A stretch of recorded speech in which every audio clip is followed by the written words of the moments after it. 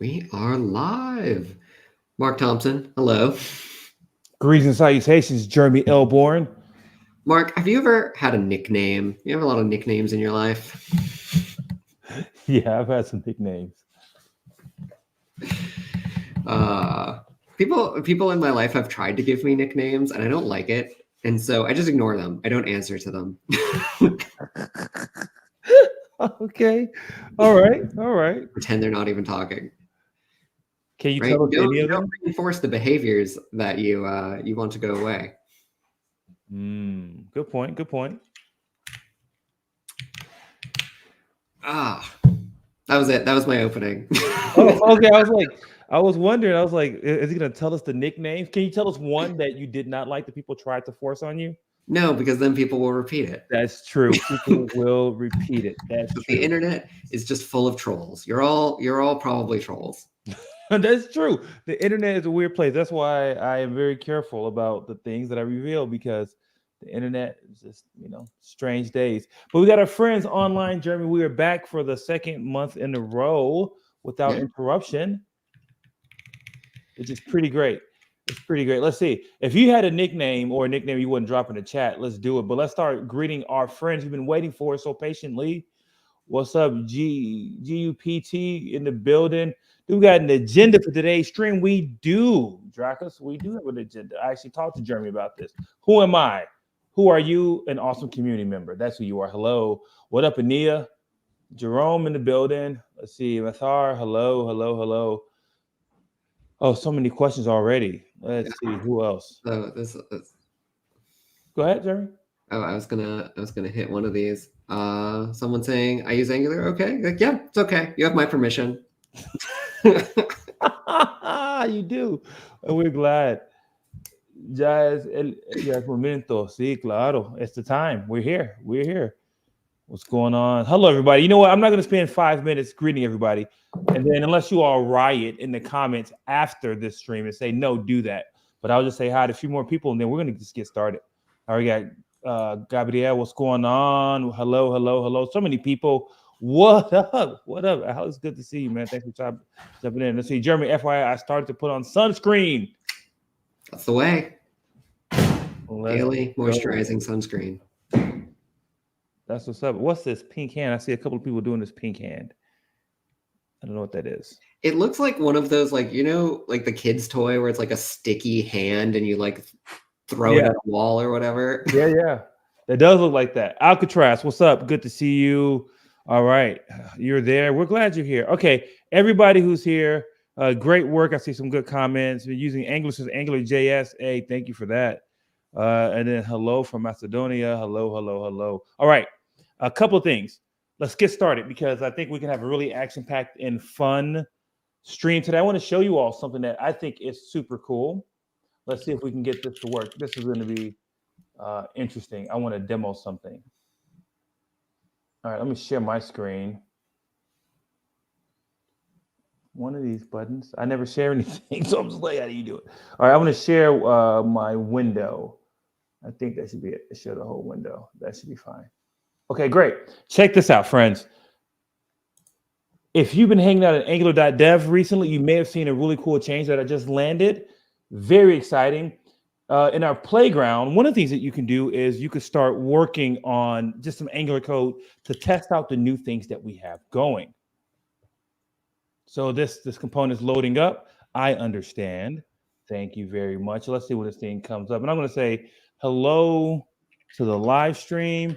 And then that's going to be like open. And let's say that you were working on a project and you're having a good time, but you wanted to continue going. Guess what you can do now? We have this new launch button. In the launch button, you got two options. Now you got Open and Stack Blitz. We had a community contribution for the Open and Stack Blitz. Shout out to you. And I just added Open in IDEX, which then opens up your new project. Let's see, we call this live stream project. Well, look at that box shadow. Right, and then you can import, and then it's going to take the same code that we were just working on. So if you check this out back in the playground, so I had changed this part of the application, say hello live stream. It's going to take whatever the status or the status of your playground. It's going to open it up in IDX, and check this out. We also have it. Let's say you're doing your tutorials, and you're like, oh, I really want to try more with output. Okay, great. You can start from right there as well. Isn't that fun, friends? Isn't that so cool? I think it's just like super fantastic. And so you can go right into your IDX project right from the website. And we have that all throughout, and it's going to work with all of the different parts. And you can leverage IDX. That's pretty cool. Yeah. You want to do some coding today? I totally want to do some coding today. Yeah. So I am just going to show off a hodgepodge of different things today. I don't really have much of a plan, and so I'm receptive to the chat suggesting things. But I do have one thing I want to start off with, and that's making a custom menu component. They love when you do that, Jeremy. Yeah. So this, I want to show off a couple of different things. I want to show off the Angular CDK menu primitive, and I want to show off the host directives or directive composition API, the feature in Angular. So I've got my locally running app here. It's called just like demo fun. And so I'm going to go ahead and just like clear out this whole like starter template. I'm just going to I'm starting from scratch, blank HTML document. I'm going to say this is menu demo. There we go. And let's see, what am I going to do here? So I'm going to come over here and I'm going to create a custom menu component. So in the selector, we're going to call it menu 98. Like X-Men 98 or 97 or something, or no? You'll see. You'll see. Okay. It's not going to have a template just yet. We're going to figure that out later. We'll say export class menu 98. What's this complaining about? Oh yeah, and I forgot. I got a micro standalone. And then I think I'll need a menu item as well. So class menu item 98. And add a component here. I could be using the schematics to generate these components, but I kind of like just writing them myself. What do you think? Menu item 98 or menu 98 item? I think menu 98 item. Yeah, that's the way I want to do it. Got a template again. We'll leave that blank, and this is standalone true. Cool. So we've got our starting points here. And so, you know, I said I wanted to show off the CDK menu, but like, why did I create these custom menu components? Well, we have this great feature here called host directives. And I am just going to go ahead and add in CDK menu right there as a host directive on menu 98. And I'm going to go ahead here on menu 98 item and similarly add host directive CDK menu item. What's the host directive, Jeremy? So what this is going to do is going to take this directive, CDK menu, and apply it to the host element of this component, menu 98. So now when I come over here to my template and I put in, actually I have to make sure I'm importing these. So we're going to just say imports. Oh, imports are already there. Menu 98 and menu 98 item. No, I don't want router outlet. We're importing those. Come in here, and I'm going to say there's menu ID 98 and menu 98 item, and we'll just say like settings, profile, logout, you know, whatever these might be. We'll have put these here, and you won't have seen anything change over here, right? Like, let's console. Let's go ahead and look at the DOM here. Ugh, so zoomed in. So there's my menu 98, and you'll see like, oh, there's nothing there. This element is here, but let's take a look at this element. We see this menu now has role menu. It has some CSS classes on it. It has CDK menu group, CDK menu inline. It has a tab index, an ID, ARIA orientation. Where did all of this come from? All of this came from this menu, CDK menu directive. So it's doing all of the things we need to do for accessibility right in there. And so now's a good time to come into the template, and I'll just add my ng content, which actually... Okay, let me get you to pause 1 second. Yep. Oglethorpe had a good question. He's trying to understand how this works. So is this saying like my component extends that directive when you use host directives? No, well, no. It's not extending, right? Like if I wanted to extend this, right, I could create another class, right, that's like extended menu. And I could then on that say extends CDK menu, right? And that's creating a subclass. And then I can put like component on that and go about it that way, right? That's another way you could do this. But this approach of using host directives is more flexible because not only can I do that, like I could, if I wanted to, I could add other directives on here as well, right? I don't have Angular material installed right now, but if I like wanted to always put like a Mat tooltip on here, I could do that, right? Whereas with extending something, like you can only have, one base class. And so this gives you a way to compose multiple behaviors into a component, or, if you have a very complicated component, decompose those behaviors into individual directives to kind of hook these up however you want to. And I'll show off a little bit more of how these, how you can customize this host directives further as I go. All right, sounds good. I want to, Ilker, what we'll do is we'll tag your question and we'll come back to it. Let's get a little bit more code on the screen. Yeah, so we're gonna get something showing first, and then we're gonna play a little bit more around with what you can do with this host directive. So I'm gonna add this ng content here so the menu items show up. And let's go ahead and look at that. I'm gonna just go ahead and, while I'm at it, add the ng content here, because that as well. And so now we'll see all of our stuff logging here, settings, profile, log out. You'll see like this is all just like dumped out. There's no styles on any of this, right? I can look at the DOM and how do I get this like style thing to go away? Oh, well. Oh, at the bottom, escape. You can see I've got my menu 98 here. I've got my menu 98 item, and these are all here in the DOM, and it's structured like a menu, right? They have role menu item. They have the appropriate tab index. I can even like tab to these, and you can see my tab index is updating as I go. This is implementing the roving tab index pattern. So it's doing all the right stuff for accessibility. And if I wanted to, I could even add a click handler to one of these. And so like I can add a click handler to this log out button. And I'm just going to say, we'll create a little function called log out down here. And we're just going to say like console.log, right? Pretend to log out. So I can come in here, I can look at my console and click log out, and you'll see it's printing that out to the console. So this is a functioning menu. And how much code did I have to write to make this functioning menu? Well, I just created a directive.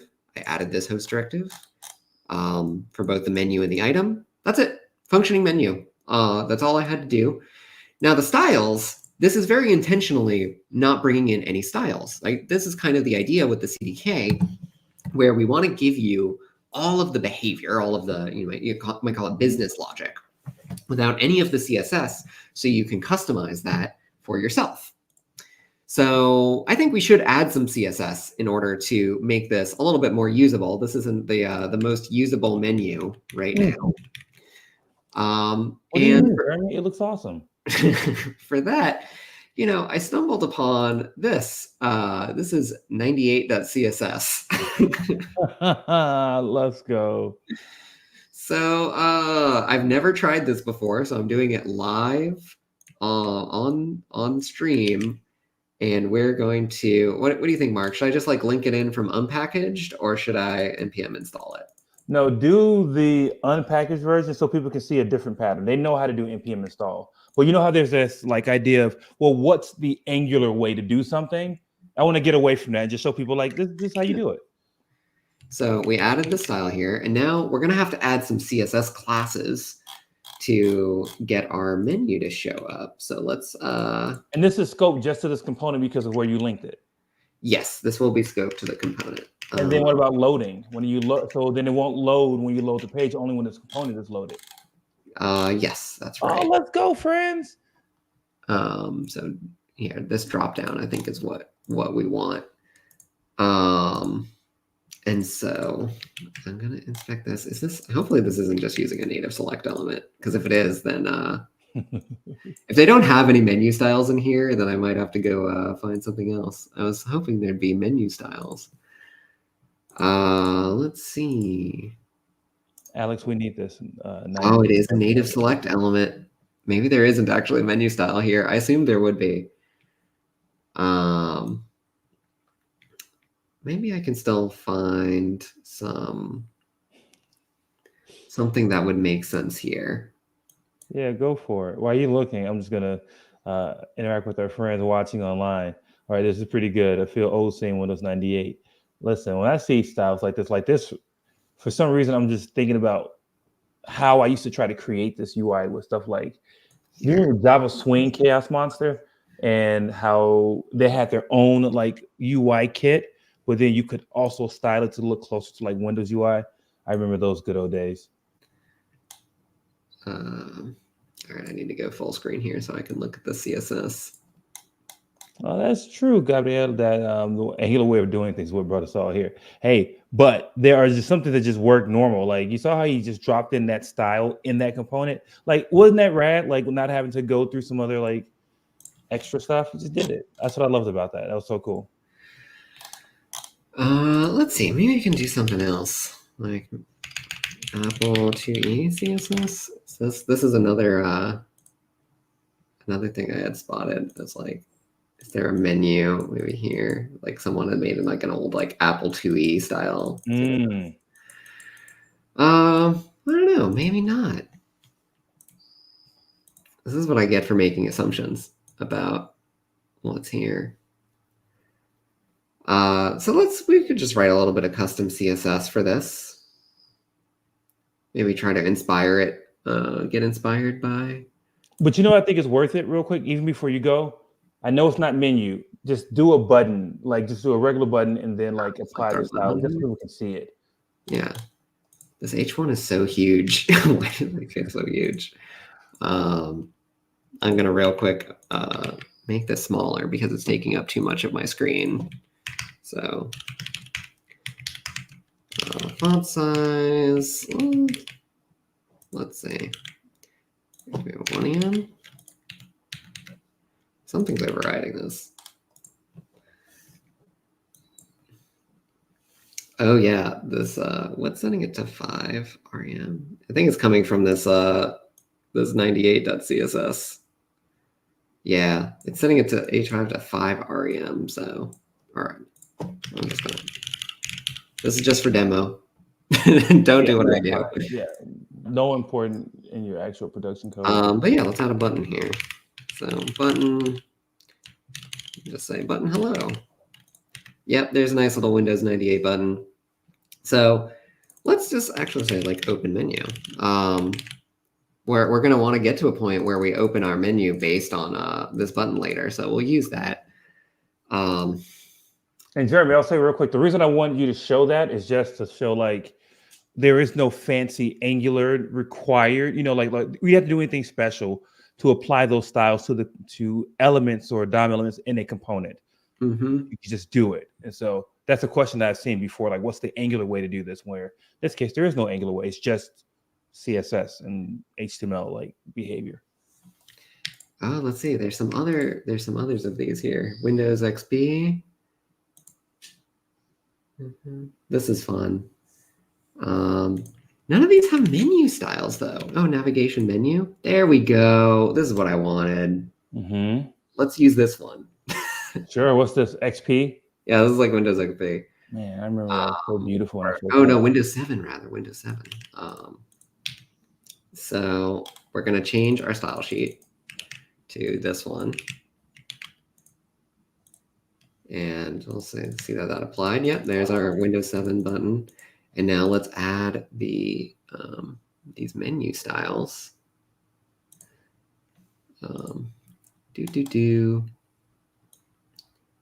Roll menu.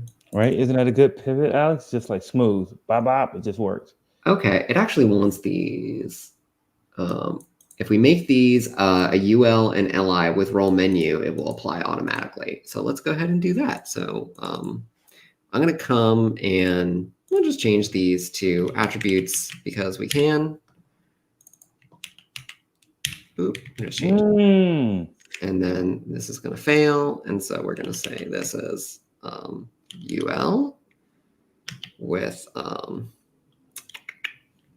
actually, let's just call it menu 7 now because we're using menu 7 item. Come back here.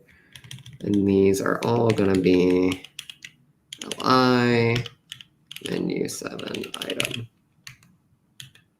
All right, while you were doing your refactor, 1 second, Jeremy. You keep coding. Mohammed, we're going to get to your questions. We're just trying to do something different where we let him code a little bit, talk about what he's working on, and then we jump into questions. But we got you. Don't worry. I have your other question. I saw you asked this already. Okay, so that's looking okay. There's this like weird vertical line here. I don't know what's up with that. But that's good enough.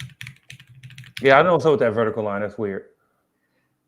Oh, are you missing some other styling that would have, because that looks like it's supposed to be to the left of your menu name. Are you missing something else? Oh, maybe. We can look at this this DOM here on their example and see what they do. Oh, I think it just wants it to have a width. So let's just like, we can throw in a width in here. Width, 200 pixels real quick and see. They're still left aligned. Interesting. I don't know. Well, I'm not going to take the time to like mess that much with the CSS. I've already spent long enough as it is. But so cool. We got a menu. Now let's actually make it so that this menu opens based on this button. And so how are we going to do that, right? So we have another directive we can use here. We're going to come to app and we're going to import CDK menu trigger.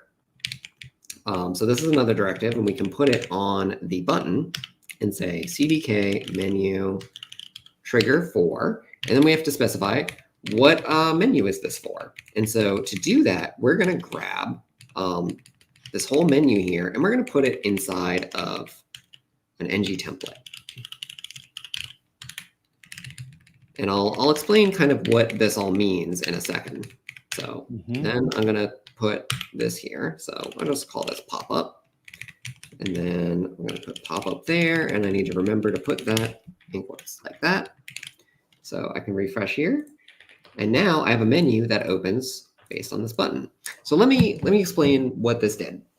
So when we have this menu opening as a result of clicking the button, we don't want the menu to render in the DOM when the page first loads, right? And so I can see now the menu is closed. And if I look at the DOM and I'll inspect this button, you can see like, here's my button, which by the way, I'll also point out while I'm here is that this button also, you'll notice it now has ARIA has pop-up and it has ARIA expanded. This CDK menu trigger directive actually put these on here automatically, so it's doing the right stuff for accessibility. But immediately after that, we just get to the end of our component. There's no menu. So by putting this menu inside of this ng template, we're making it so that rather than rendering out right away, this creates what we'd call a template fragment, right? It's not rendered into the DOM, but you have this fragment you can conditionally render out. And we're storing that in a template variable here called pop-up. We're passing that template variable to the trigger, and this trigger directive knows how to take that template fragment and open it once the button is clicked. That all sounding good? That sounds great. And I was working on this to do that drop-down menu on angular.dev. And I was like, you know what, let me experiment and just see what other container element that I could use for the pop-up. And that's where I learned that it had to be in an ng template for the reasons you just mentioned. Yeah. So I saw somebody ask, is like, could you do sub items in this? And the answer is yes, very easily. So let's say we want our settings here to be a submenu. Let's go ahead and create another submenu. So we're going to do this in an ng template. And we're going to create another UL here with menu 7. And we're going to add an li menu 7 item. And what kind of settings, what kind of settings do we want to have here? We'll say, settings, I don't know, theme and density. And we're going to give this template a name too. We'll call this sub pop-up. And so all we have to do to make a submenu here is on the settings, we're just going to add another CDK menu trigger for, and we're going to set that to this sub pop-up. And I'll wrap that so it's a little more readable. And now when I open menu, I hit settings. That didn't work, and I don't know why. Oh, it's going to be so cool when it worked. Did I type everything right? Wonder if this CSS is actually causing problems.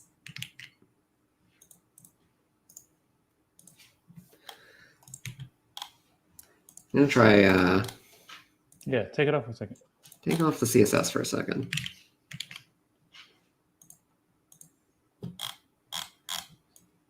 I saw the scroll bar change when I did that. I feel like this menu is appearing somewhere, but I'm not seeing it.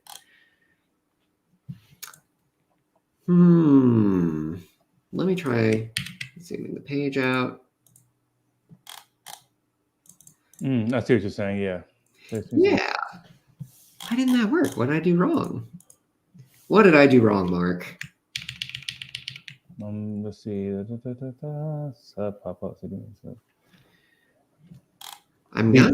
Oh, wait. Okay, no. I was going to ask you where's your ng template for sub pop up, but I see it now. Yeah, we got our ng template here. We got sub pop up there. Do our friends at home see anything that we don't see? Yeah, that's all looking right to me. So let me I'm going to add some custom CSS for a sec. So we're gonna, I feel like, yeah. Oh wait, Alex has an idea. I don't know if that has. Yeah.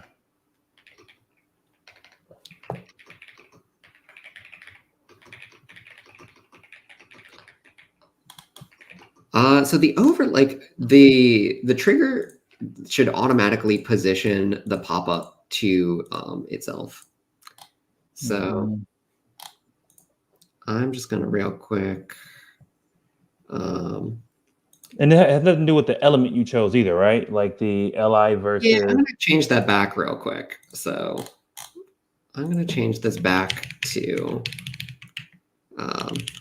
menu -7 and menu 7-item.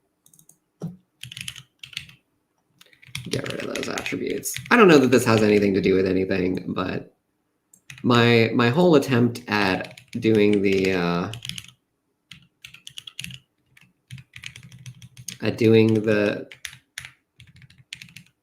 styles there didn't really pan out, so I'm going to bail out of it. And then I'm just going to copy paste this whole thing and then change a couple. So get those out of there. This one's no longer a trigger. So color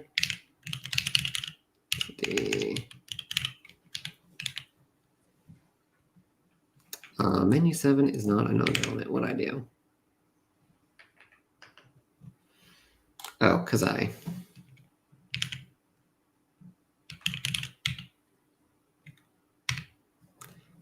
do.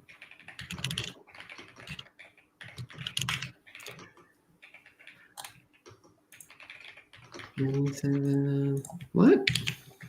There it is. Okay. I did not change these to not be LIs anymore. Whoops.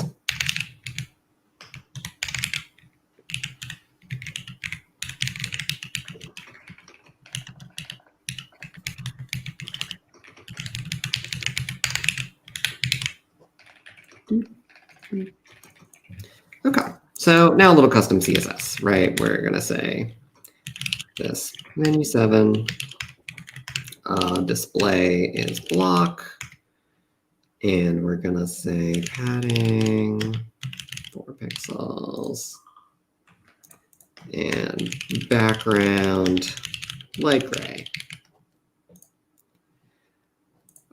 Actually, let's say display flex, and then flex direction is column. Yeah, that looks good. And then we want to add a little bit of new 7-item. We're going to say a little padding there. Little margin between them and border. 1 pixel solid. Dark gray. Dark goldenrod? That's not going to look good. Dark gray. All right. Yeah, we got some menu items there. And, oh, right, display block. That is something I want there. So if I zoom out, this is stretching. I want display inline flex, actually, maybe. There we go. That's a little bit better because now it sizes to the container. See, my little pop-up, I can see it down here. My submenu's down here, and it's being positioned in the wrong place. And that's very weird. Okay, wait. Chow says something. Seems to miss the CDK menu item directive as well for the submenu trigger. Something in the docs about that? Let's go look at the docs. Yeah, and then after this, we're gonna stop and do some questions. We have like a ton of questions. Oh, so many questions. Oh,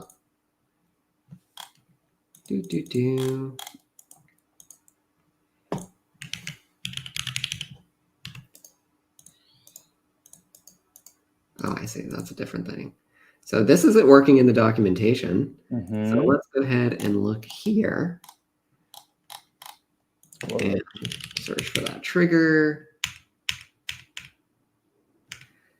Yeah, it seems to be pretty much just what I was doing, right? You got a button in here that has CDK 4, CDK menu trigger 4. So let's go ahead and answer some questions. And while I answer the questions, I'll just kind of debug on this. Okay, that sounds good. Oh, right. You know what? I know what's wrong. I know what's wrong.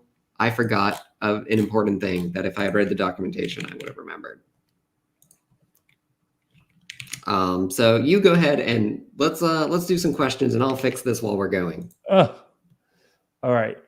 I want to save. Let's see, SSR. I have an SSR question. I'm going to save that for a second. Okay, so what first question is, Ilkar, thank you so much for your patience. What about properties of host directives? Can we set the property? So I'm thinking if you're using host directives, can you set properties on that directive, like inputs and stuff like that? Yes, you absolutely can. And that was something I was going to show off before I got sidetracked by my styling issues. But what you can do... Well, then don't show it yet. You can show it later. Continue debugging. We'll come back to that one. Yeah. Does it come at a cost to do, like a performance cost, to do host directives? Not meaningfully so, right? So when you do this, you are creating a separate directive instance, right? So you're getting an instance of CDK menu item or CDK menu here and an instance of this like menu 7. But the cost of this is not really that meaningful. Okay.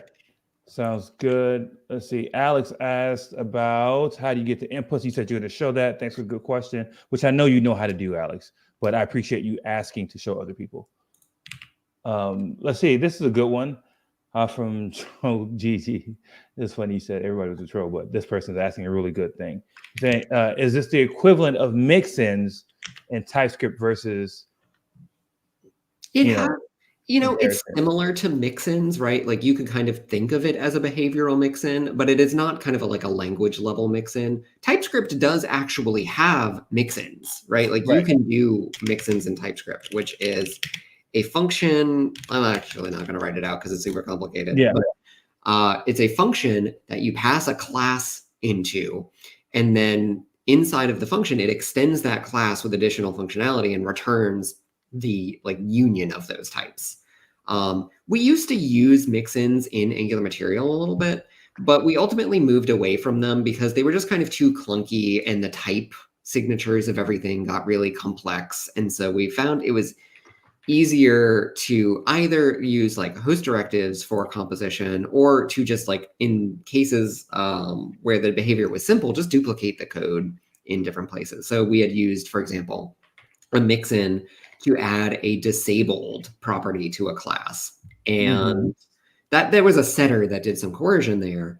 And ultimately that was just too complicated. The mix-in was too complicated. And so we just added the setter directly on every class. And now we don't actually even need the setter anymore because Angular supports input transforms. All right. Let's go. Let's see. Let's get this question from Mohammed real quick. How does effect track its signals? In other words, how does it know its dependencies? Say that again. Sorry. Sure. How does effect track its signals? It's just how does it know its dependencies that are being? So effects always run once.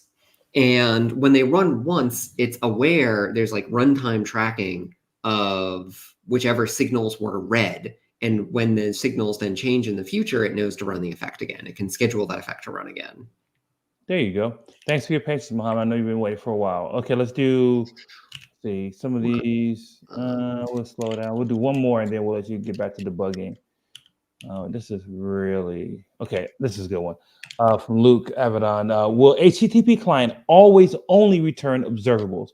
Will there ever be a more funky direct signal? I think it means fully direct signal integration. Like it just returns a signal, so we don't have to do two signals, so we don't have to convert it. We are actively prototyping some ideas for how to have kind of a data story with signals.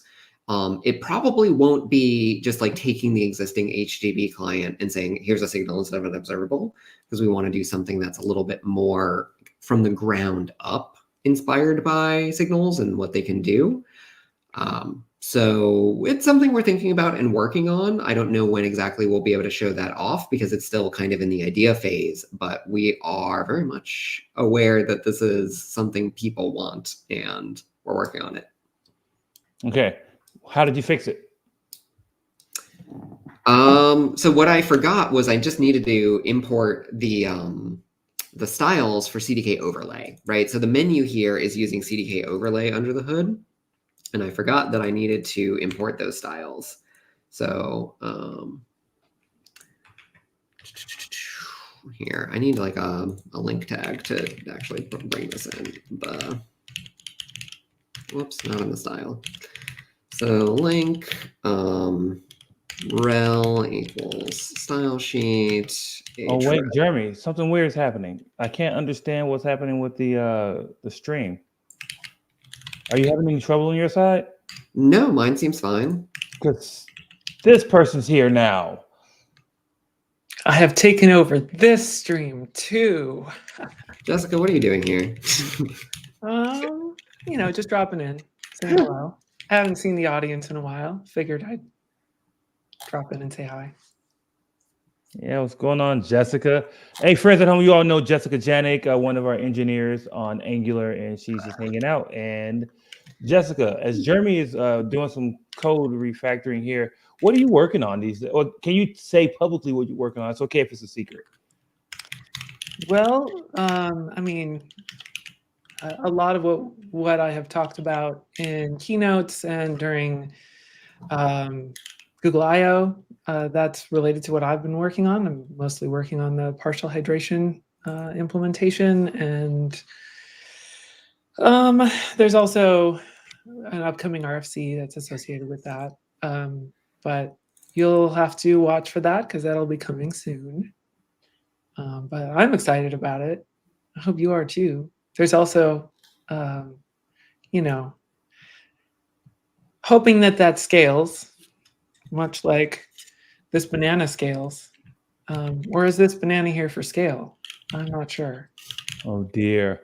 The people are happy to see you. Someone says, hello, Mark Curtis. Mark, I like that name. Hello, background cat. You got a little kitty in the background hanging out. Yeah, that's Ghost hanging out back there. Ghost in the building. England team is fired. That's pretty awesome. Oh, Criminal's very nice. We're patiently waiting for it. All the things you're working on because you're working on some really great stuff. Yeah, I'm impatiently waiting on it myself. Wait, Jessica, does this mean anything to you? Yes, it does. That's someone paying attention to my socials. This is not the failed print. This is a succeeded print. But there is a failed print in the other room. Yes. Got it. Okay.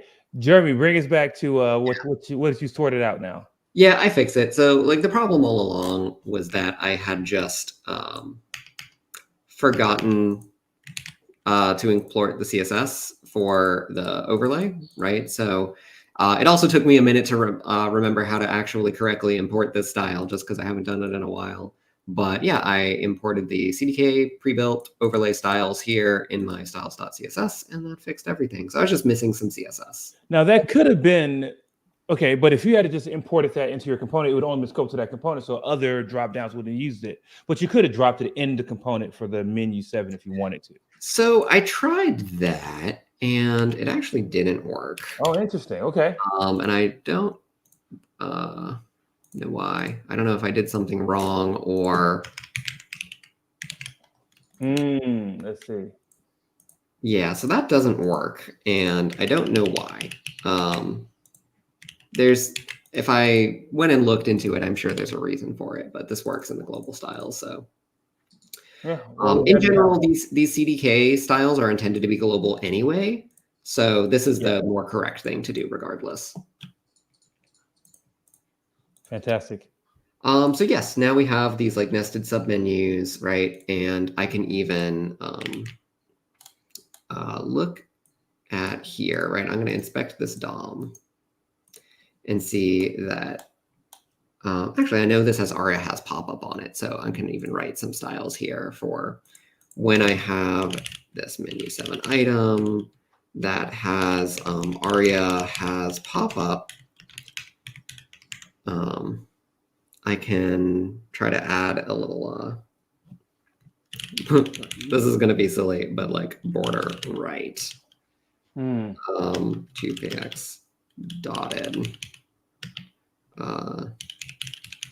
dark gray, so that I'm just like adding some indicators when there's a submenu. Oh, good. Oh, check this out. This is some feedback.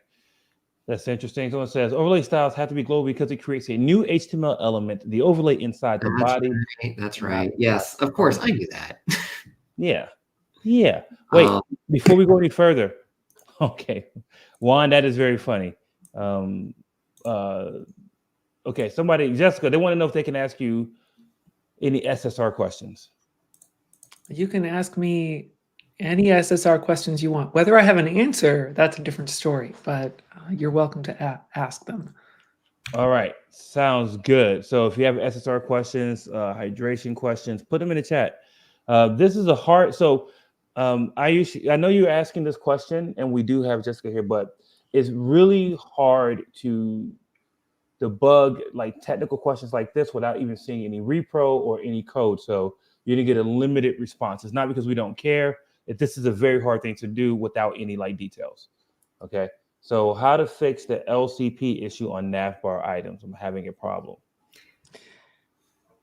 I'm curious why your navbar item is your largest contentful paint item. That's interesting. Otherwise, yeah, like without seeing more than that, it's tough to really provide any useful information here. This definitely seemed like something you'd want to put a question out on like Stack Overflow and see if you can get some initial responses there. But yeah, without knowing much more than that, I don't know if you're server-side rendering. I don't know what's in that navbar item, what your component structure looks like. So it's really tough to be able to debug that. Yeah, Mark and Jessica are very diplomatic. I'll just be like, we can't debug your code on stream. That's not an effective use of everyone's time. It is my job to be diplomatic, and Jessica, it's just diplomatic by nature. It is my job to be diplomatic. Oh, but Jeremy, this is for you. Jeremy, how can you be this fast in WebStorm without Vim motions?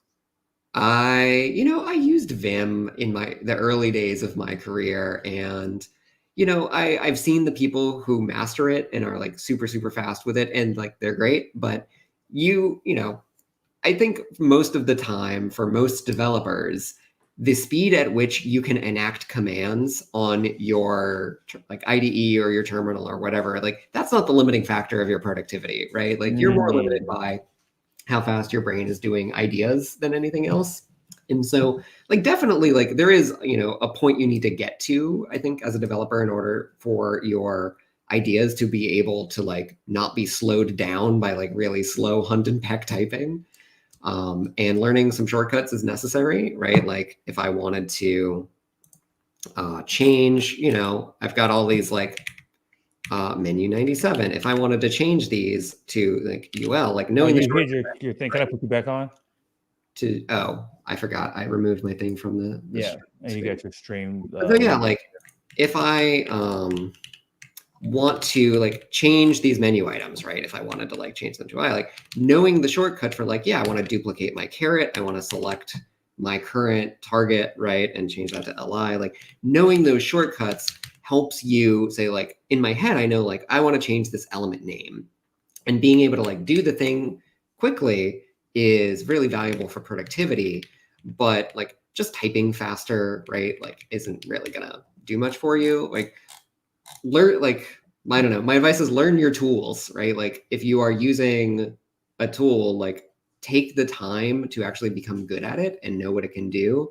I've been using like JetBrains IDEs, both IntelliJ and WebStorm for over 12 years. And I've gotten very good at like knowing all of their little tricks, and I have to like have all my own shortcuts take the time to invest in your own productivity. I would agree with that. I've heard the whole Vim evangelist thing for the better part of a decade or more, and my personal opinion there is that I think people's brains gravitate towards tools that fit their own thinking patterns well, and if you're really comfortable with Vim, that's the tool for you. But it's not for everybody, and you can still get just as fast using whatever tool you're most comfortable with.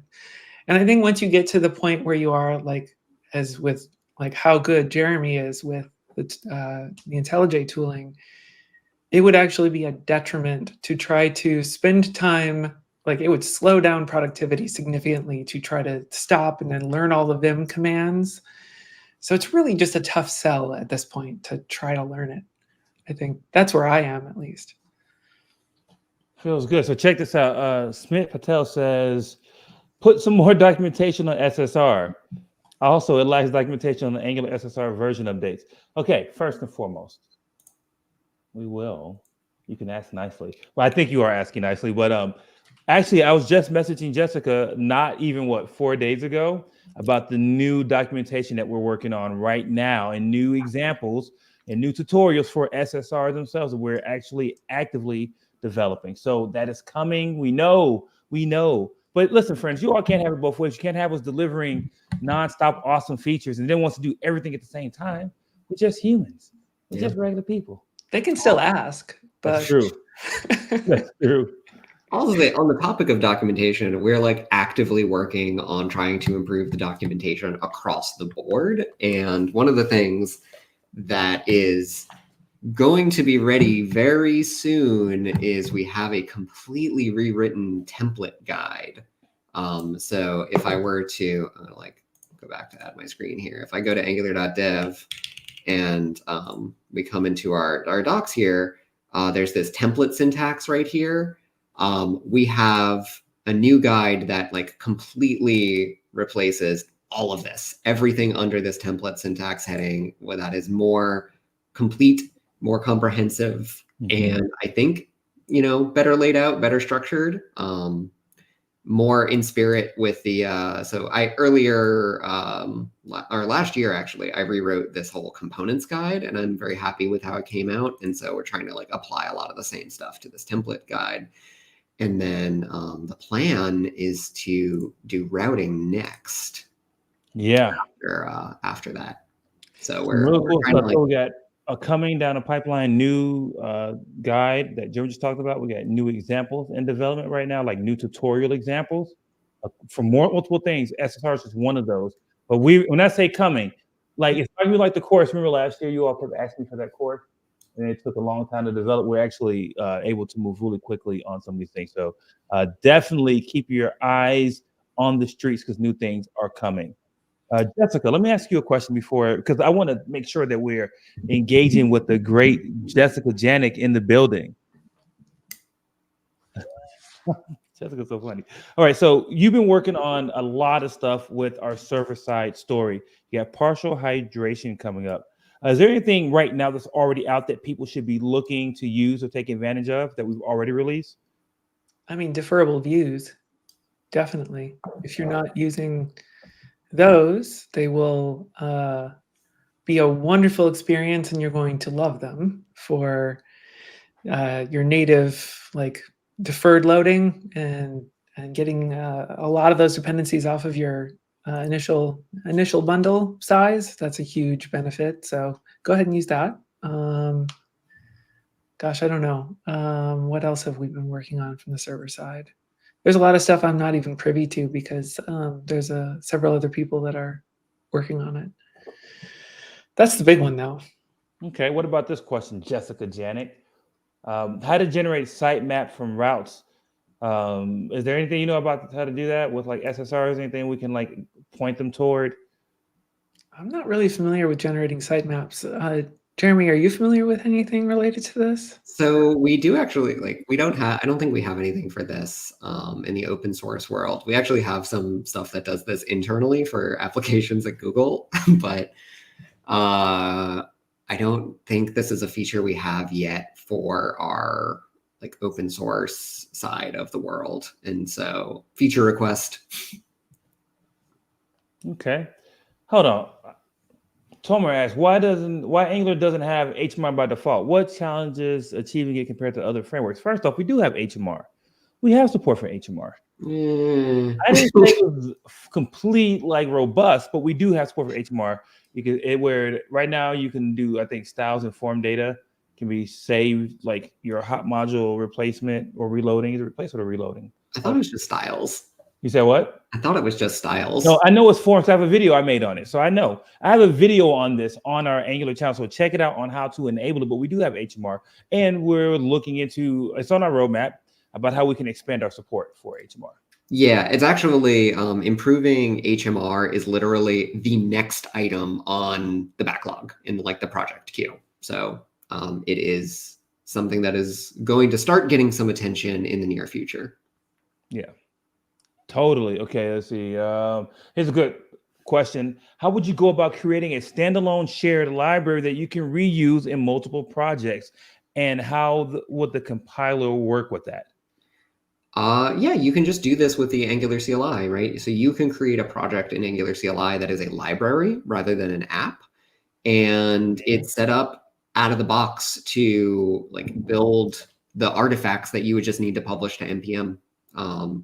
When, you don't actually need to know any of this, but Angular, when you are building a library to be published to NPM, it builds it into what it kind of calls like an intermediate format where it doesn't 100% compile the code to the format that it will eventually run in the browser, but it creates this kind of like intermediate format that then when that library is used in an application, the Angular compiler takes that intermediate format plus the code in the application and compiles them into that final format.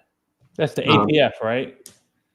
APF is Angular package format, which Mhm. is just the structure in which Angular CLI creates NPM Okay, packages, right? The file structure and what goes into the package.json and are things like ECMAScript modules, are they CommonJS, right? Like it's answering all of those questions. All right, question for both of you. Do we intend to have a full-fledged SSR features for Angular, things like they have for Next.js, or will we have to use frameworks like Analog.js? Well, that really depends on what you mean, because like analog and next, those are much more than like just SSR, and they have specific things like file-based routing and whatnot. I don't know if you're looking for that, but that's like a list of features as opposed to like just like one thing for SSR. I can say we've talked about a lot of those things, and I can see us integrating them slowly, like some of those features slowly over time. We've got like a backlog of server-side rendered features that are a bit more integrated. We've talked about making server-side rendering like the first default experience for people, so that it's a server-side rendered app from the get-go when you generate out of the CLI, but we haven't really decided whether that's the exact route we're going to go. But yeah, I mean, we have a lot of server-side rendered things, features coming, and I can't say for certain whether they're going to be exactly like what you're probably thinking of with Next.js, but there's a lot of discussion still happening on these. So I think that the roadmap is long here. I have so many questions. See, can I pass a signal as a property inside an object that will be passed as an input signal? I have to like decompose this question. It's like, can I pass a signal as a property inside an object that will be passed? Yes, you can do that, right? So if you have a component that has an input, and the type of that input is an object, can one of the properties of that object be a signal? Yes. Yes, right. You can do this. I can answer this next one for us. Won't Wiz be released? Well, that's not really the way that our convergence plan is working. Where we'll release Wiz itself. We're on this path where we are integrating features to make the best framework. Where we're using things from Wiz and incorporating them into Angular, and Angular will still live on. But there won't be an official release of like Wiz, and then you have to make a decision between Wiz and Angular. It's not like that. We're just doing really cool stuff and using cool features to continue to move Angular forward. Jeremy, anything to add to that one? No, like, yeah, exactly what Mark said, right? It's where like the convergence of Angular and Wiz, we've talked about this previous on stream. Like, one, it's a very, very long-term project. And two, it's more about refactoring and like sharing pieces, sharing code, and not like, taking Wiz as is and just like releasing it in open source. That's not really part of the goal. Yeah, I think I would describe it as taking the best of taking the best of each framework and trying to bring them to each other's framework and kind of converge on the same ideas, but still have the framework of Angular exist. That's probably a terrible way of describing it, but we'll go with that. I appreciate that. Jessica, here's one for you from Michaela. Did you thinking about deferred loading for components in TypeScript files? So like lazy loading imports of components for ng component outlet. Yeah, this is another one where I'm like Jeremy said, deconstructing this like, yeah. I think if the question is like, were we looking at components as the actual deferred thing where you define on the component that you could make that component deferrable? We did think about that. Lazy loading of components for ng component outlet. We've talked about lower level primitives so that you can use like a deferred kind of deferred template outlet type thing, but nothing solid there. I guess the answer I have is yes, we did think about these things. I think the question is actually maybe asking something a little different, which is, how do I dynamically load a component in TypeScript? And the answer to that is you use a JavaScript dynamic import, which is just a feature of the JavaScript language and not an Angular specific thing. So you can just use a dynamic import to import a component, and that is lazy. Yeah, you can do that. I mean, essentially Defer is doing that for you under the hood without you having to think about it, but not using ng component outlet. So yeah. All right.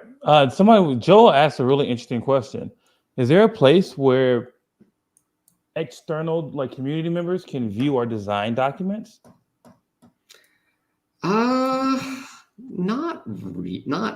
often. I think that we have, for better or worse, we mostly just keep our design docs within the pool of contributors. Yeah. And we can certainly consider publishing them. I think that it could be interesting, but at the same time, I don't know how much people really care.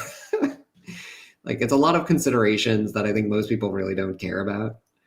I don't know. What are your all thoughts? So my thought on this is that it all depends on the final format in which they're, because I was just writing down because it's an interesting idea. So if we were to present them as, how some places have white papers, and most people won't read them. But for those few who do want to read the white paper, it is available. And I think that maybe for some of the features, we can just make a clean copy, that doesn't have any internal information, and just publish it. And there's a list of docs, or if you just publish it on GitHub, right? As a discussion, it could be interesting. I don't know if it's what we should do, but I have thoughts too on this. That there is sometimes, depending on the design, some internal stuff that we can't just publish. Right. But secondarily, sometimes as you've put out your design doc, and then as you're doing your implementation work, some things shift, and your implementation changes. That's right. So if that design doc is out there, people may assume that it is the exact implementation and details behind it, when maybe things have changed. And then we might see bug report, this isn't exactly like the design, there's there would have to be some caveats about hey, this was our initial concept, or this applied as of this date, but things have shifted or whatever. Yeah. And the docs, the design docs we do, they're not really written to be consumed by a broad audience, right? Sure. There's a lot of inside team, I don't know, shorthand or assumptions about what we know, right? So, we might write a design doc that's we're going to make these changes to the L view and T view data structures inside of the framework. And that is pretty meaningless to most people, and trying to write it in a way that would actually make sense for a broader audience would be more work.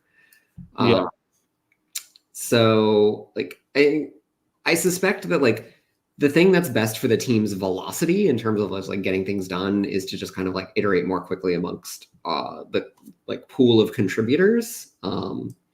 But when we do want feedback, right? There are points when we genuinely want community input on something. That's when we go to do an RFC, right? So we do make a distinction between those. That's right. So that's the best thing you can get right now is a RFC if you want to see some of our designs that's meant to be consumed externally. That's a good point. Yes. I can only imagine someone trying to read the designs and see L view, T view, R node, and be what? What do we need to do with a left view and a right node? And not realize that that's not what they mean, because that happened to me when I first joined the team. Yeah, that makes sense. I mean, but I do still, at some point, I kind of like the idea of declassified docs that we just look, do not follow this as a source of truth, right? And it's just, if you just want to read what we were thinking at this time, I think that could be interesting for not every design doc, but certain ones. I think the Signals design docs could be interesting for people to read at some point, just for their own edification. Let's see. I want to get through a couple more questions, and then honestly, Jeremy, I do want you to finish coding. Well, people are really loading up the questions now because we've opened the door for that. So sometimes we got to do it. We got to do it. Here's one. This is a good question. Is it a bad practice to actually pass a service to a child component through an input, or should you just inject it in the component and provide it, therefore not to go to the top of the tree? I wouldn't necessarily say it's bad, but it's certainly weird. Yeah. Dependency ingestion exists for this reason, right? To be able to like share like services before. So yeah, like if I'm sure I could invent some contrived scenario where it might make sense to do this, and maybe you have such a scenario, but most of the time DI is what you want. Yeah, that sounds good. Quick question. Let's see if it's quick, Travis. I'll tell you if it's quick or not. How can I change the shadow color for components in Angular material? I don't know. Yeah. I don't know. I think there's an API for it in the theme in the like Sass Mixin somewhere, but off the top of my head, I don't remember. Yeah, it's a tricky one. Let's see. So many questions. Let's see, Tayamba. What's up, Tayamba? I'm teaching my younger brother Angular. He was able to learn quite a lot from the new tutorials. Well done. He's not an expert, but it was enough for him to follow my guidance most of the time. Oh, thank you. That's more of a comment. I thought it was a question. Thank you for the feedback on the tutorials. Like I said, we have more. Here's a good question, because people do want to do this type of stuff. Is it possible to make two different versions of Angular application in one workspace? You could do this with different ways. You could do this with micro front ends, where you can have different versions. Well, they said one workspace. Oh, like on like local workspace. CLI project. Yeah. I actually don't know how versioning works with like workspaces. I think the whole CLI, like the whole project, is one package.json, which is going to be the same version for everything. So I don't know that that's set up to support that. Okay. When will hydration be supported in zoneless without breaking? Soonish. We know things may break, right? Yeah, like the whole zoneless and hydration situation is like zoneless is an active area of work, and as that moves along, I think we will be trying to improve the hydration, or is this the hydratation? Hydratation. That's how it's spelled there. So like keep watching for this, and I'm sure when this is more of a stable situation, we'll probably have videos about it and posts about it. So keep watching. We're sorry that it is not currently as an ideal situation as it could be. And if you ask really nicely, we might even get Jessica, convince her to actually be in some of the videos. Maybe. If you ask nice enough, we can try to convince her. And she'll tell you, I'm always asking her, will she do videos with us? And once she loves it, she's busy. So yeah, usually the answer is yes, but it's also a matter of, do I have time? Do I have time? That's right. How will SSR integration into various Node.js frameworks look like? Any plans yet? Node.js framework? I don't know what it means by Node.js framework. Yeah, Chaos Monster, give us some more detail about what you mean there so we can answer. Do you mean like JavaScript runtime, server runtimes, or yeah? Yeah, give some more detail. We can answer that. Kashfi, will there ever be a cross-mobile application project like Angular Native, like we have in React Native? Probably not something we would ever build. Not for us, but this stuff exists already, though, right? Like there are third-party things, right? Mm-hmm. There's native script, which does script, right? Like Ionic, Stencil, I think gives they all have their own kind of different approaches to how they let you create mobile applications with web code, but these things exist. If the question is like, would we ever build one? I don't think, probably not. I don't think we ever would. We're really focused on the web, and for like mobile experiences, our take would be like mobile web apps and like PWA, that kind of thing. That's right. I totally agree with that. Okay, let's see. There's another question. So many questions. Let's go back. We try to miss anybody. That was really like, this is a theory question. I don't know if Paul Oakland's still around. Hey, Paul, can ng template be dynamically created from an API call? Yes. In fact, I was talking earlier about how we are rewriting the template guide, and this is there's full page in there about doing that. The documentation today would also have some stuff on doing that. I don't know Can I add you back?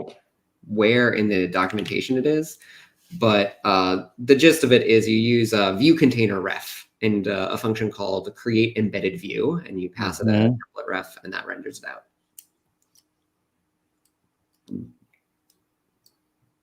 Yeah, whenever we talk about stuff like this, it always lets me know what are some of the areas that should we have time to create content around. This would be cool thing to talk about, like view container ref. I think people would love to learn more about that type of stuff. Yeah. Okay. Let me ask one more question. Jessica, did you have something to add there? I'm sorry. Do I have what? Oh, I thought you had something to add, and I talked over you. Nope. Okay. Franco Basilico asks, what is the best strategy for deploying live updates to our Angular apps? What's a live update? Like, do you mean just like kind of a continuous deployment kind of thing of just like, I want to like be continuously publishing to prod? Like publish to prod without taking the server down or something? Like, what do you mean by that? Or you're talking about like, I want to have a stream of data from my server that is just like updating live. Yeah. Let us know what you think. Let's see. I have an application running on Angular v6. Should I be switching to v18 soon? Also, work on converting things to cater to signal-based components. Let me jump on this one. Yes, you should. If you are able to, you should go to the latest version. The way you're going to be able to get there is go to update.angular.dev, I believe, and then go version to version. Don't try to go from 6 to 18 because a lot has changed since 6, and it won't work because you got to do some other changes that have happened since then. But do that process. Let us know how that goes. And then should you start converting things to cater to signal-based components? Well, we don't have signal-based components released just yet. But you should start using signals if you can. But first, you got to get up to a version of Angular that uses signals. Wait, high five, Jessica. There you go. Let's see. High five to you. Is this the one you're talking about, Jessica? Yeah. And I saw that Sky was asking this question quite a few times. So curiosity about element ref. There was an RFC recently about DOM ref in terms of like sunsetting element ref in favor of DOM ref. And Sky is worried about potentially seeing the removal of like the document DI token or something similar. You don't have to worry about that. Like, we're not getting rid of access to the document DOM token.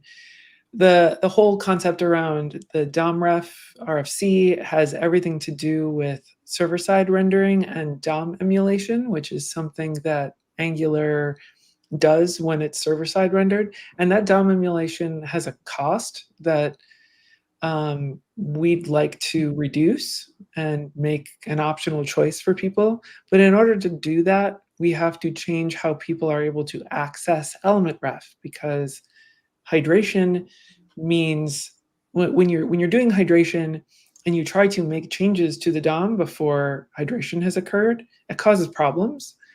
And having access to element ref on the server allows you to make those kind of changes in a hydration unfriendly way. So we were looking at trying to create a new sort of reference that has more restrictions on when you can access it. So that's what this was around. It wouldn't be like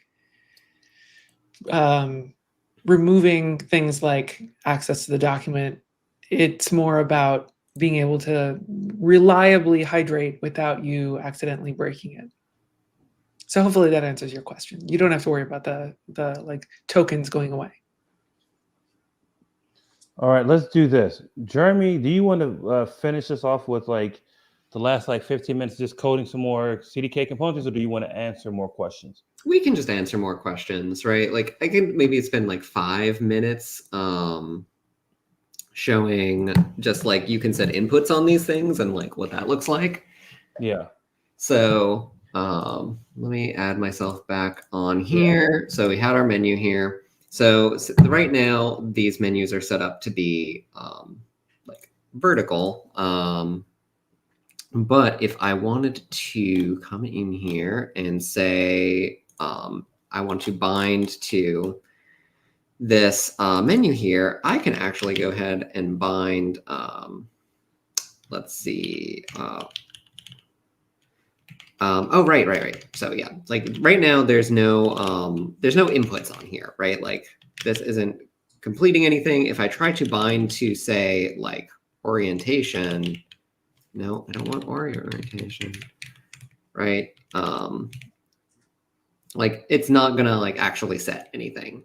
And so if we go to like the actual definition of the CDK menu here, we can see like this does actually have some like inputs on it. It has this orientation input. And so what we can do is we can alias these or forward these.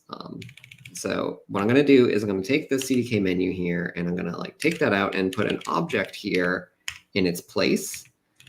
And this has the directive CDK menu, but then I can specify the inputs and the outputs that I want to expose from this as part of this API on this. So we can say orientation here, and I can also, what are you complaining about? Let's go ahead and just copy the name here so it's making sure that's the same. That should be fine. Oh, directive CDK menu does not have an input with public name orientation. Maybe it's not an input. Maybe it's just a property. And read only. Oh yeah, it is read only. Right, because it's set only once. So let's just grab the output then. Closed. So output closed. Right. So you can do this with inputs and outputs on the host directive here.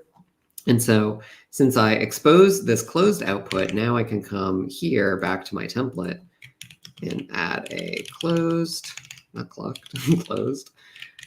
And I'll just say like did close and add a function for that, and a console.log for did close. And so now I can look at the console here, open, close. And we see did close there. And so you can do this with both inputs and outputs here. You can expose them onto the component that is using the host directive so that they work here. And I can even alias these. So if I remember correctly, I can say like closed 7 is closed. Or does it go the other way around? It goes the other way. 7, alias 2, close 7. But wait, look at our tooling though. Like our tooling understood deeply what you were doing and gave you the right answer on how to fix it. That's pretty good. The beauty of a compiler is the compiler can look at what I wrote here and know immediately that like, oh, that's not right. Right. And so now I have aliased this, excuse me, to close 7. And so I'd have to come back in here. It says, hey, there's no output name closed. Add the 7 in there, and that works. And we'll come in here into the console, open it, close it, and we'll see they close. And what's nice about this is that you can use CDK menu to build your own custom menu, and no one will know that you're using CDK menu, right? You get to like alias these inputs and outputs to whatever you want them to be, so that it's completely your own custom tailored API for your own menu component. And that's it. That's all I was going to show off for this like CDK menu and the host directives feature, and also happy to answer any questions about those. Yeah, let's go. That's great. All right. So Chaos Monster got back to us with a more specific question. So more specific, how will SSR, wait, no, there's a different version of this question. It's actually really good. Hold on, Chaos Monster. I saw it because you listed the like frameworks you were interested in. So like it's essentially what Chaos Monster was asking about was, are we going to, this is the version of it. Okay. Yeah. This is the one. Update question: how will SSR integration into various Node frameworks like Express, Fastify, Next.js look like? So today you can already use Angular server-side rendering with different web servers in Node. It just generates Express by default because it's just kind of the easiest thing out of the box. But you can take the same Angular APIs and call them in whatever web server you want. We have considered doing something different, right? We have considered saying what if we just picked one web server implementation and really focused on making that integration really well. For example, there's something, there's things out there like Nitro, where it's hey, what if we just said Nitro is the way we think is the best path forward for server-side rendering, and we were to direct all of our attention on making that experience better. It's something we've considered. We haven't really made any decisions on that yet. Right now, the state of the world is we have these APIs. You can call them in whatever web server you want. That's kind of where we are. Jessica, I don't know if you have anything else to add on that. Not really, no. You covered it. Okay, sounds good. Let's see. Here, one more for Chaos Monster. Is there a public roadmap of what's coming next in the CDK? We should add something to the roadmap on Angular.dev because I don't think they have anything published there. Yeah. But in general, the plan is to add more component primitives. So we have list box and menu now, and the plan is to add some more combo box and tabs, grid, things that are more sophisticated. And we've also honestly considered rebranding some of the things in the CDK because people, I think, reasonably so, often don't really understand what it is. And it's also confusing that it's over on the Angular material site. So one of the things we're looking at doing is moving the documentation for a lot of the stuff in the CDK over to just beyond the main Angular.dev site. Yeah. Things like the drag and drop and the primitives and the component test harnesses, things that are really useful for applications in general, have nothing to do with Angular material. So that they're more discoverable and kind of just expanding those offerings.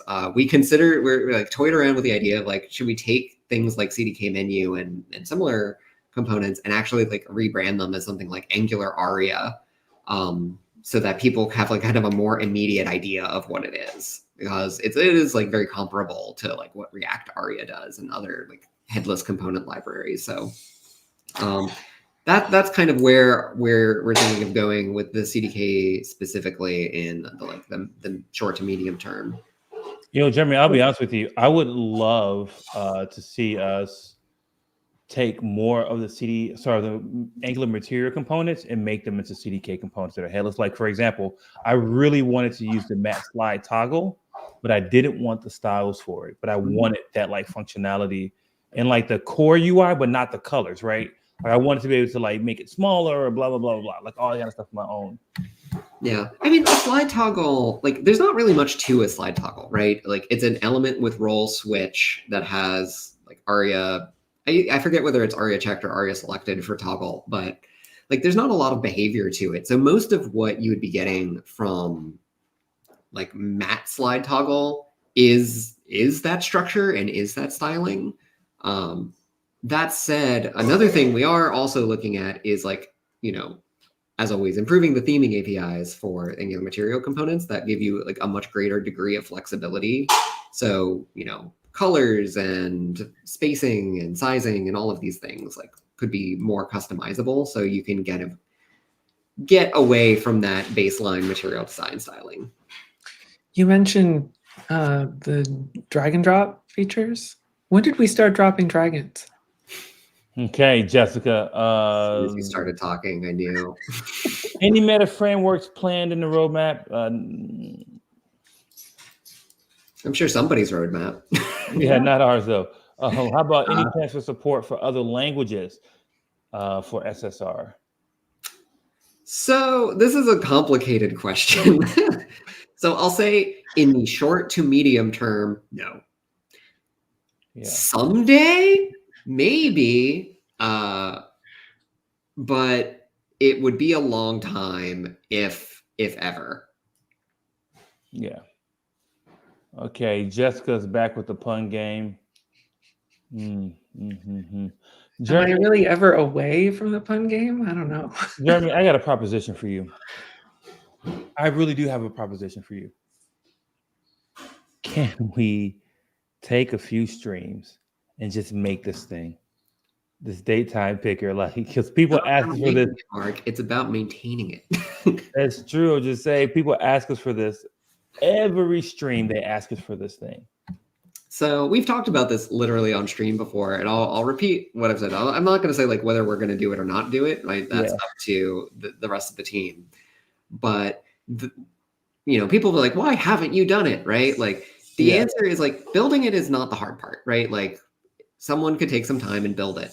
What's hard is maintaining it, and not just maintaining it, maintaining the other 30-something components that we have. And the way that source code works in Google is that the whole company is inside of one code repository. And so when we make changes to the components or we need to make fixes or whatever, it's very difficult to land those changes because everyone is using that code at head and we can't break anyone. And so the maintenance cost for any individual Angular material component is very high, which is why we are generally very conservative about introducing new components. Not because of the cost to build it, but the cost to maintain it over years and lots of people using it. Daytime picking also has the additional complication is that we don't really have a very good like UX spec for such a thing. We would kind of just be making it up ourselves, and we're not really like super equipped to do that. We can, right? And maybe that will happen, but that's just kind of an extra layer of complexity on the kind of like upfront cost of figuring this out.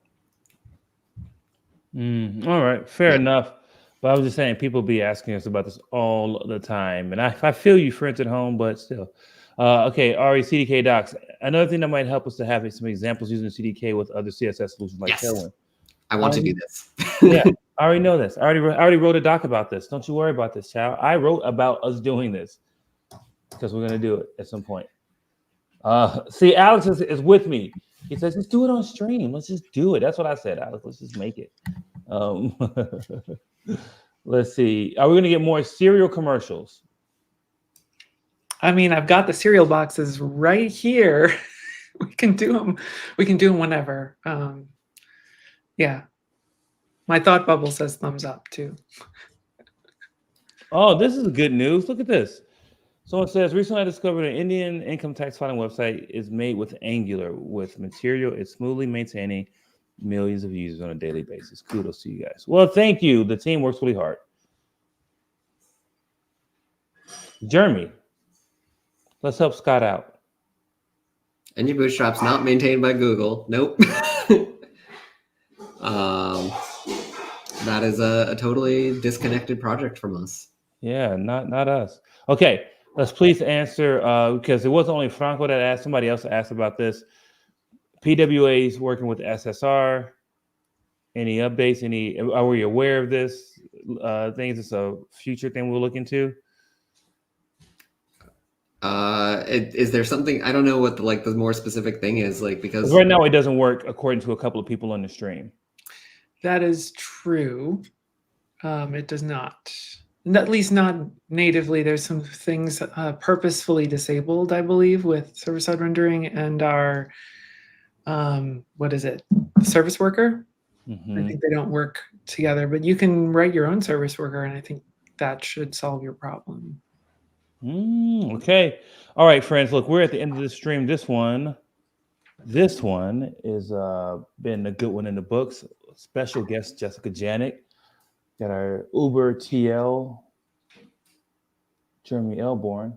And you got me, your host.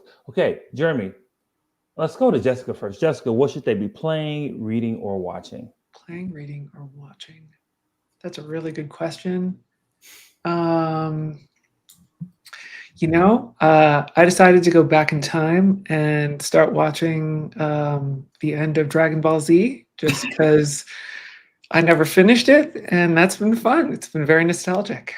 So we'll go with that. Okay. What about you, Jeremy? Play, read, or watch? Which things should they be doing? I got a couple of things. So on the watch front, Scavenger's Reign. If you haven't seen this, it's currently on Netflix in the US. I don't know about other countries, but find it, watch it. It's so good. Some of the best sci-fi out there.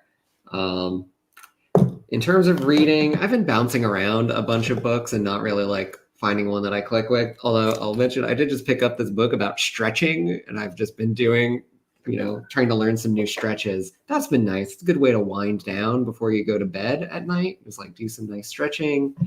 And in terms of playing, I've been playing Stardew Valley. The most recent patch. Valley. Love some Stardew Valley. I know you said that was one of your highest ranked games on Steam with like number of hours. Yeah, it's my second most played game after Baldur's Gate. Yeah. Somebody asked me about Baldur's Gate recently, and okay, I don't want to take us too much more time because we're really at the end of the stream. Mark, what are you gonna watch, play, read? Reading Ready Player One again, and I was trying to expose my kid to the book. Then I found out there were some like pretty intense swear words, even though the story's so good, he's really into it. There are a couple of F-bombs and there's lots of like name calling. My kid is very young, so I try to like discourage it. But he's like, Dad, you like this book? And I'm like, I know, but it is such a great story. Watching, I actually would say I co-signed the Scavenger's Reign watch. I had COVID in June, and I watched the entire thing during COVID, and it was with my COVID, whatever. It was fantastic. I didn't know what I was getting into. And then by the time I had finished the first episode, I couldn't stop watching. It's beautifully animated. The world is so fantastical, but in like the best possible way. And I just don't know how they thought of all those like things. Watch it, totally watch it. If you're gonna play anything, play something you enjoy. I'm still playing Zelda Tears of the Kingdom because we keep going between Tears of the Kingdom and Ocarina of Time. And I don't know how my child is like playing games that are 30 years apart, but that's literally what we do. We go between Tears of the Kingdom and Ocarina of Time. Okay, friends, let me tell you something. You ask us this all the time. You ask us this one question. You say, what should I be using? Jeremy and I will tell you, and I'm sure Jessica will agree, everything is great. But no matter what you use, no matter what framework, what tools, what libraries, what styles, it doesn't really matter as long as you go and build great apps. We'll see you the next time. Thanks for watching.